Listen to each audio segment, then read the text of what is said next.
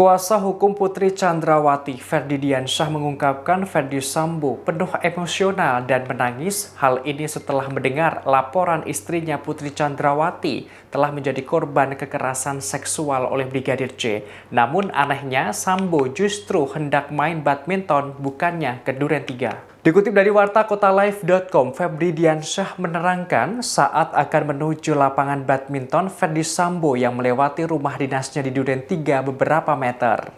Lantas Sambo meminta sopirnya memundurkan kendaraannya. Kemudian Ferdy Sambo turun dan meminta klarifikasi ke Brigadir J. Sehingga Ferdy Sambo tidak sengaja ke rumah di Duren 3 itu. Untuk itu, Ferdy Diansyah mengatakan Ferdy Sambo tidak ada perencanaan untuk membunuh Brigadir J di rumah dinasnya tersebut. Kendari demikian, pernyataan Ferdy Diansyah ini sangat jelas menunjukkan agar Ferdy Sambo lolos dari dakwaan pembunuhan berencana dengan ancaman maksimal hukuman mati.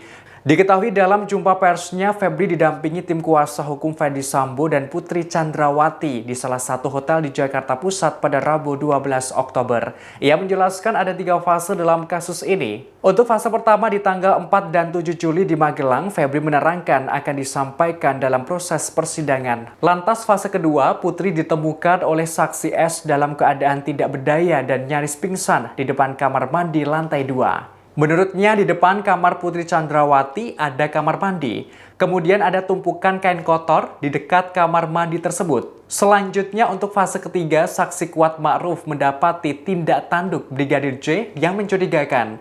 Ferdy menuturkan di rumah Saguling, Jakarta, Sambo emosional dan menangis mendengar laporan dari Putri soal peristiwa di Magelang. Dalam keadaan emosional dan menangis, Ferdy Sambo justru bersiap menuju lokasi main badminton. Saat itu Putri melakukan isolasi di kamar di Duren 3. Secara terpisah, tiba-tiba Sambo menyuruh sopir untuk mundur sesaat setelah melewati rumah Duren 3 saat perjalanan menuju lokasi badminton. Sambo kemudian memerintahkan sopir untuk berhenti.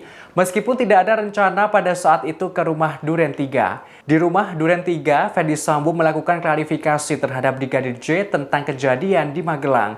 Ferdy menerangkan memang ada perintah Sambo yang berupa meminta Baradae untuk menghajar Brigadir J. Namun yang terjadi penembakan. Ferdy Sambo lantas panik dan memerintahkan ajudannya untuk memanggil ambulans. Kemudian Sambo menjemput Putri ke kamar dan mendekap wajah Putri agar tidak melihat peristiwa saat menuju keluar rumah. Selanjutnya, Sambo memerintahkan RR mengantar Putri ke rumah Saguling. Demikian Tribun News Update kali ini, nantikan informasi terbaru lainnya hanya di kanal YouTube Tribun News.